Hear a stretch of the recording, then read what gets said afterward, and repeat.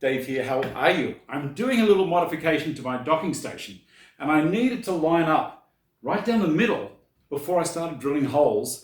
And I was thinking, oh yeah, I'll just square off the ends and maybe I'll put a string line over it or a straight edge. And I thought to myself, why not use this? Now, this is not a speed square, but it can be used as a speed square.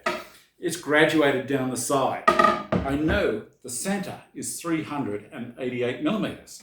All I have to do is stand up to start. Is as I'm going along, I can go a line like this, and then 388. There's the center. Drill the hole.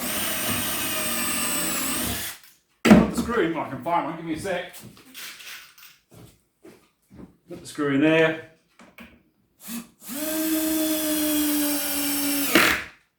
Done. How easy is that?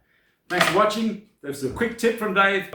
If you like what I'm doing, give me a thumbs up, subscribe to the channel, check the description box. See you next time. Bye.